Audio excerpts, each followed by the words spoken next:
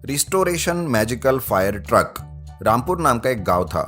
उस गांव में प्रकाश नाम का एक किसान अपने परिवार के साथ रहता था। उसके पास कुछ बकरियां थी। एक बार जब वो बकरियां चराने जंगल जाता है तो कुछ बकरियां चरते चरते जंगल के काफी अंदर चली जाती है। प्रकाश भी उनका पीछा करते करते जंगल के अंदर चला जाता है। अरे यार, पता नहीं बकरियां भी कहाँ चली गई। कब से ढूंढ रहा हूँ। प्रकाश अपनी बकरियों को ढूंढ ही रहा था कि उसे एक तालाब में वो पानी पीती हुई सभी दिखी। प्रकाश खुश होकर उनके पास जाता है। वहीं पर उसे एक खराब फायर ट्रक दिखता है जो ऐसे ही काफी सालों से वहां पड़ा हुआ था। वो कहता है, अरे ये फायर ट्रक कितना खराब हो चुका है। इसे निकाल कर ना बेच देता हूँ, कम से कम कुछ पैसे तो मिलेंगे। ये सोचकर प्रकाश अपने ही दोस्त का एक जेसीबी लेकर आता है और ट्रक को बाहर निकालता है और अपने घर ले जाता है। उस फायर ट्रक को देखकर प्रकाश की बीवी कहती है, अरे ये क्या, सुना है फायर ट्रक लोगों को बचाता है और आप तो इसे ही बचा कर लेकर आए। अच्छा, बड़ी हंसी छूट रही है तेरी। अरे हंसू नहीं तो और क्या करूँ जी, इस भंगार को घर जो लेकर आए आप। अरे ये जंगल में यूं ही पड़ा हुआ था, सोचा बेचकर कुछ रुपए ही कमा लूं। क्या कहती हो? अच्छा, पैसे मिलेंगे, फिर तो सही किया आपने। देख, पैसे के नाम से तेरी आंखें कैसे चमक गई, वरना अभी तक तो इसे भंगार कह रही थी। हाँ तो क्या हुआ जी, आपको भी तो मैं संभाल ही रही हूँ ना। आप क्या किसी भंगार से कम हो? अच्छा, तो मैं क्या एक भंगार हूँ? उनकी बातें चल ही रही थी कि प्रकाश का जेसीबी वाला दोस्त आता है और वो फायर ट्रक को देखकर कहता है, अरे इसे बेच मत, हम इसे रिस्टोरेशन वाले के पास ले जाकर ठीक करवाएंगे। ऐसा सुझाव देकर दोनों उस फायर ट्रक को लेकर शहर रिस्टोरेशन वाले के पास जाते हैं। रिस्टोरेशन वाला फायर ट्रक पर काम चालू करता है। वो उसका जंग निकालता है, उसके खराब पार्ट्स को बदलता है, उसकी अच्छे से मरम्मत करता है और नए से पेंट करता है और उसे एकदम नए जैसा चमकीला फायर ट्रक बनवाता है। प्रकाश अपना फायर ट्रक लेने के लिए कुछ दिनों बाद जब वहां जाता है तो उसे देखकर उसे यकीन नहीं होता कि यह वही पुराना भंगार फायर ट्रक था जो वो उठाकर लेकर आया था। वो अपने फायर ट्रक को देखकर बड़ा खुश होता है और पैसे देकर उसे अपने घर ले जाता है। प्रकाश की बीवी उसे देखकर कहती है, अरे वाह जी, बड़ा अजूबा बन गया है ये फायर ट्रक। अब तो हम इसे बेचेंगे नहीं बल्कि लोगों के काम में लाएंगे और इसे किराए से देंगे। ठीक कहा तुमने, हम ऐसा ही करेंगे। रात होती है और अचानक से गांव के एक घर में आग लग जाती है। उस आग में प्रकाश का फायर ट्रक अपने आप निकलकर उस घर की आग बुझा देता है। ये कारनामा देख सभी लोग चकित हो जाते हैं और दूसरे दिन सुबह प्रकाश के घर आकर उसे शुक्रिया कहते हैं। एक आदमी कहता है, तुम्हारा बहुत बहुत शुक्रिया प्रकाश, तुम अगर कल वक्त पर नहीं आते तो मेरा घर तो जलकर खाक हो चुका होता। अरे आप किस बारे में बात कर रहे हो? मैं कुछ नहीं समझा। गांव वाले प्रकाश को सारी बात बताते हैं। तब उसके ध्यान में आता है कि ये फायर ट्रक कोई साधारण नहीं बल्कि मैजिकल फायर ट्रक है। दूसरी रात प्रकाश के घर एक चोरी करने चोर घुसता है। तब वो मैजिकल फायर ट्रक अपने आप उस चोर के ऊपर पानी छोड़ने लगता है, जिसके फोर्स से वो चोर चिल्लाने लगता है और कुछ नहीं कर पाता। उसकी आवाज सुनकर प्रकाश और उसकी बीवी बाहर आते हैं तो देखते हैं कि मैजिकल फायर ट्रक ने चोर को घर के अंदर ही नहीं आने दिया। तभी उसकी पत्नी कहती है, अरे ये तो मैजिकल फायर ट्रक है, आज से हम इसका गांव के रक्षा के लिए इस्तेमाल करेंगे। तुमने ठीक कहा, हम ऐसा ही करेंगे, लेकिन पहले इस चोर को पुलिस के हवाले करते हैं। ऐसा कहकर प्रकाश उस चोर को पुलिस के हवाले करता है और उस दिन से अपने रिस्टोरेशन मैजिकल फायर ट्रक का इस्तेमाल अपनी गांव के रक्षा के लिए करने लगता है। Magical golden Diwali rocket. Guru Nanak नगर नाम के एक शहर में मुकुंद नाम का एक आदमी रहता है। मुकुंद बहुत सीधा साधा आदमी होता है। वो कभी किसी से बैर नहीं रखता था, लेकिन कुछ फायदा लेने वाले लोग हमेशा उससे फायदा लेते थे। मुकुंद मिला वो काम करता था और पैसे कभी खुद होकर नहीं मांगता।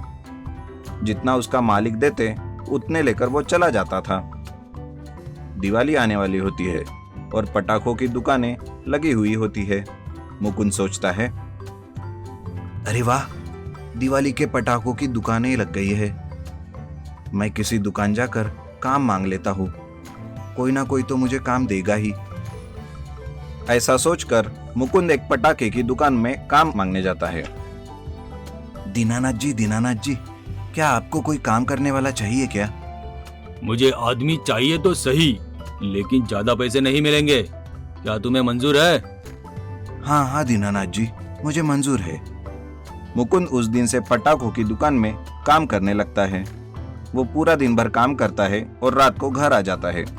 ऐसे ही करते करते दिवाली के लक्ष्मी पूजन के पहले दिन कुछ और पटाखों का माल आता है। मुकुंद सारा माल दुकान में उतारता है और रात तक काम करके वो दीनानाथ से कहता है, मालिक, आज का मेरा आखिरी दिन था। मुझे आज तक के जितने पैसे हुए वो दे दीजिए, मैं चला जाऊंगा। अरे लेकिन दिवाली तो कल है और तू आज से ही काम छोड़ रहा है, क्यों? मैंने तो पहले ही कहा था दीनानाथ जी कि मैं आज तक ही काम करूंगा। अरे देखो, मुझसे ज्यादा होशियारी मत करो। अगर और 3 दिन आएगा तो ही तेरे पैसे दूंगा, नहीं तो एक फूटी कौड़ी भी नहीं मिलेगी तुझे। नहीं नहीं, ऐसा मत कीजिए दीनानाथ जी, मुझे मेरे पैसे दे दीजिए, मुझे घर जाना है। एक बार बोला तुझे समझ में नहीं आता क्या? चल निकल जा यहाँ से। और ये ले रॉकेट का बक्सा, ले और इन्हें फोड़ता बैठ और अपना जी भर ले। मुकुंद नाराज होकर वहां से चला जाता है और जाते जाते उस रॉकेट के पॉकेट को उठाकर घर लाता है और सोचता है, हे भगवान, अब मैं दिवाली कैसे मनाऊंगा? दीनानाथ तो बड़ा ही जालिम निकला। अब तू ही कुछ कर भगवान, तू ही कुछ कर। ऐसा बोलकर मुकुंद सो जाता है। दिवाली का दूसरा दिन लक्ष्मी पूजन का आता है और मुकुंद सुबह सुबह नहाकर अपने घर को सजाता है और रात को घर के बाहर दिए लगाकर बैठता है। तभी उसे घर के अंदर से कुछ आवाज आती है। कौन है? कोई घर के अंदर है क्या? मुकुंद के आवाज देने के बाद भी उसे कोई नहीं दिखता। तभी उसे रॉकेट का बक्सा वहां पर गिरा हुआ दिखाई देता है। उसे देखकर वो कहता है, चलो कुछ नहीं तो ये रॉकेट ही उड़ा देता हूँ। मेरी ही मेहनत की कमाई हवा में उड़ा दूंगा मैं। हाय रे मेरी किस्मत। मुकुंद उस रॉकेट के बक्से से एक रॉकेट निकालता है और जैसे ही उसे जलाता है वो रॉकेट उड़ता है, लेकिन रॉकेट से आग निकलने के बजाय सोने के सिक्के निकलते हैं। वो जब तक जलते हुए ऊपर जाता है, सोने के सिक्के नीचे उसके घर के आंगन में गिरते ही रहते हैं। ये देखकर मुकुंद बहुत खुश होता है और सारे सिक्कों को जमा कर लेता है। ऐसा करते करते वो सारे रॉकेट को उड़ा देता है और सोने के सिक्कों को जमा करता है। देखते ही देखते उसका पूरा घर सोने के सिक्कों से भर जाता है और दूसरे दिन से थोड़े थोड़े सिक्के लेकर वो शहर में बेचना शुरू करता है। कुछ ही दिनों में मुकुंद अमीर बन जाता है। इस बात से सब लोग हैरान होते हैं। एक आदमी उससे पूछता है, अरे मुकुंद, तुम्हारे तो दिन ही बदल गए, ये सब कैसे हो गया भाई? अरे भाई, दीनानाथ जी के पटाखों की दुकान में काम कर रहा था। एक दिन उन्होंने मुझे मेरी ही कमाई के पैसे देने के बजाय रॉकेट का पॉकेट दे दिया और मुझे वहां से भगा दिया। घर आकर उन रॉकेट को मैंने फोड़ा तो उसमें से ही ये सब सोना निकला। ये बात सुनकर वो आदमी गांव में सबको बता देता है और इस बात की खबर दीनानाथ को भी हो जाती है। लालच में आकर दीनानाथ सारे रॉकेट को उड़ाने लगता है, लेकिन एक भी रॉकेट में सोने के सिक्के नहीं गिरते। अरे कमाल है, सब तो रॉकेट उड़ा दिए लेकिन एक भी रॉकेट में से सोने के सिक्के नहीं निकले। शायद दूसरे पटाखों से निकलेंगे, जलाकर देखता हूँ। ये सोचकर दीनानाथ सारे पटाखों को जला देता है, लेकिन फिर भी सोने के सिक्के नहीं निकलते और इस तरह से उसके सारे पटाखे खत्म होकर उसका धंधा डूब जाता है। हाय रे मेरी किस्मत, पटाखे भी पूरे गए और सोना भी नहीं मिला। हे भगवान। मिनी साइकिल ट्रैक्टर वाला। सीतापुर नाम के एक गांव में जगदीप नाम का एक आदमी अपनी पत्नी स्मिता के साथ रहता था। जगदीप को राशिफल देखने और उसके मुताबिक चलने में बहुत विश्वास था। वो रोज न्यूज़पेपर में राशिफल देखे बिना घर से बाहर ही नहीं निकलता था। ऐसे ही एक रविवार को जब वो राशिफल पेपर में देख रहा था, तब उसमें लिखा होता है कि उसे पूरे 1 महीने के लिए किसी भी वाहन से खतरा है और उसे दूर ही रहना है। ये राशिफल पढ़कर जगदीप बहुत परेशान हो जाता है और वो सोच लेता है कि वो किसी भी वाहन को 1 महीने के लिए हाथ नहीं लगाएगा। थोड़ी देर के बाद उसकी पत्नी स्मिता आती है और वो कहती है, सुनिए जी, कल हमारे शादी की पहली सालगिरह है, आप मुझे कहीं घुमाने ले जाना। ये बात सुनकर जगदीप कहता है, अरे नहीं नहीं स्मिता, हम 1 महीना कहीं नहीं जा सकते। जहाँ भी जाएंगे 1 महीने के बाद जाएंगे। लेकिन 1 महीने के बाद थोड़ी है हमारी सालगिरह। वो तो कल है और पहली सालगिरह है। मुझे कुछ नहीं सुनना, मुझे बस घूमने जाना है, कह दिया। अरे मेरे राशिफल में लिखा है कि मुझे किसी भी वाहन से कम 1 महीना दूर रहना है। क्या तुम अपनी मांग में सिंदूर नहीं देखना चाहती? हम अगले महीने जरूर जाएंगे। हे भगवान, मैं तुम्हारे इस राशिफल से ना बहुत परेशान हो गई हूँ। ये क्या, जब देखो तब राशिफल देखते रहते हो। मैं कह देती हूँ, अगर कल तुम मुझे घुमाने लेकर नहीं गए तो मैं चली अपने मायके। फिर मनाना सालगिरह अपने इस राशिफल के साथ। बेचारा जगदीप बड़ा परेशान होता है और सोचता है कि अब क्या करे। वाहन तो वो चलाना नहीं चाहता, इसलिए वो अपने एक दोस्त विलास के पास जाता है और अपनी प्रॉब्लम बताता है। उसकी प्रॉब्लम सुनकर उसका दोस्त विलास कहता है, अरे तेरी इस प्रॉब्लम का हल है मेरे पास, जिससे तू घूमने भी जाएगा और भाभी मायके भी नहीं जाएगी और तुम दोनों अपनी पहली सालगिरह बड़े ही अच्छे से मना पाओगे। विलास जगदीप को दूसरे दिन आने के लिए कहता है। वो एक साइकिल को लेता है और उसे आगे और पीछे बड़े बड़े ट्रैक्टर के पहिए लगाता है। इस तरह से जगदीप उस साइकिल से गिरता नहीं और ना ही वो कोई वाहन होने की वजह से उसे कोई राशि का खतरा होता है। दूसरे दिन जगदीप आता है और विलास की करामत मिनी साइकिल ट्रैक्टर देखकर बड़ा खुश होता है और साइकिल की ट्रायल लेने के लिए चलने लगता है। लेकिन तभी उसे गिरने का खतरा लगता है और वो विलास से पूछता है, अरे विलास, ये ट्रैक्टर साइकिल तो बहुत अच्छी है, लेकिन अगर इतनी ऊंचाई से मैं अगर नीचे गिर गया तो? अरे तो 2 हेलमेट ले लेना यार और फिर बैठकर चला, हो गया प्रॉब्लम सॉल्व। यह सुनकर जगदीप 2 हेलमेट खरीदता है और घर जाकर स्मिता को वो बाहर बुलाता है। स्मिता, अरे ओ स्मिता, देख मैंने तेरे लिए क्या बनाया है, चल जल्दी घूमने चलते हैं। स्मिता ये बात सुनकर ही जल्दी जल्दी तैयारी करती है और जैसे ही वो घर के बाहर आती है, मिनी ट्रैक्टर साइकिल को देखकर हैरान होती है और कहती है, अरे ये क्या जी, अब यही बाकी रह गया था। आपका ये राशिफल देखने की आदत न मुझे मरवाएगी एक दिन। अरे स्मिता, तुम्हारे लिए ही ये सब कुछ किया है, अब चलो जल्दी। स्मिता ट्रैक्टर साइकिल पर बैठती है, लेकिन ट्रैक्टर के बड़े बड़े टायर होने के कारण जगदीप उसके पेडल मार मार कर थक जाता है और वो चक्कर आकर गिर पड़ता है। ये देखकर स्मिता कहती है, बस अब बहुत हो गया, आप रहो अपने राशिफल के साथ, मैं चली अपने मायके। ऐसा कहकर स्मिता अपने मायके चली जाती है और जगदीप वही जमीन पर पड़ा रोता रहता है। Underground snake trap. बहुत समय पहले की बात है। एक आदमी एक बड़ा ही विशाल ऐसा एक हीरा लेकर अंडरग्राउंड में छुपा कर रख देता है और उस बारे में किसी को नहीं बताता, लेकिन उस हीरे के बारे में वो एक किताब में लिख कर रखता है। समय बीत जाता है और उस हीरे के बारे में कोई भी नहीं जान पाता। वक्त के साथ साथ काफी कुछ बदल जाता है और आज की तारीख में एक गांव बदलापुर में उसी आदमी की पीढ़ी चलती रहती है और उन्हीं के वंश पुनीत और विनीत नाम के 2 भाई रहते हैं। एक दिन ऐसे ही वो घर की सफाई करते रहते हैं कि तभी उन्हें एक किताब मिलती है। पुनीत उस किताब को देखता ही रहता है और विनीत को बताता है, अरे विनीत, ये देखो, ये तो हमारे किसी पुरखे ने लिखी हुई किताब है। अच्छा, हमारे पूर्वज किताबें भी लिखते थे। इतने होशियार थे वो।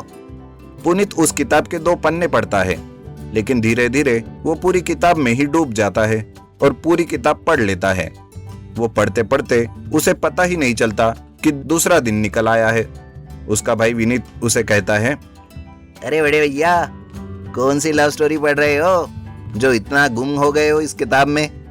अरे छोटे भाई, इस किताब में कोई लव स्टोरी नहीं, किसी हीरे के बारे में लिखा है जो हमारा है, और वो हीरा कहाँ और किस जगह पर रखा है उसका सारा विवरण इसमें ही दिया है। क्या कहा? हीरा और हमारा? अरे बाप रे, कहीं तुम मजाक तो नहीं कर रहे हो? पुनीत सारी किताब की बातें विनीत को बता देता है और दोनों उस जगह पर जाने की ठान लेते हैं। दूसरे दिन सवेरे ही दोनों तैयारी करके उस हीरे को ढूंढने के लिए निकलते हैं। पुनीत पूरी बात विनीत को नहीं बताता कि उस हीरे की रक्षा के लिए कोई बड़ा सांप वहां पर रहता है। दोनों भाई जंगल से जाते रहते हैं तभी उन्हें एक अंडरग्राउंड दरवाजा मिलता है। उस अंडरग्राउंड में जाते ही एक बड़ा सा सांप उनके पास आता है और उन्हें मारने की कोशिश करता है, लेकिन दोनों भाई वहां से बचकर निकल जाते हैं। अरे भाई, ये इतना बड़ा सांप कहाँ से आया? अरे ये सांप यहीं पर रहता है और उस हीरे की रक्षा करता है। क्या कहा? तो तुमने मुझे पहले क्यों नहीं बताया? कितना बड़ा है वो मालूम है? अगर पहले ही तुझे बता दिया होता तो तू यहाँ तक कभी नहीं आता। अरे लेकिन वो बहुत बड़ा है यार। चलो चलते हैं यहाँ से। जाने दे, मरने दे उस हीरे को। लेकिन पुनीत विनीत की एक भी बात नहीं सुनता और उस सांप को ट्रैप करने का प्लान करता है। बेचारे विनीत को ना चाहते हुए भी पुनीत की मदद करनी पड़ती है। दोनों उस सांप पर नजर रखते हैं और उसकी रोजमर्रा की जिंदगी को वो समझ लेते हैं।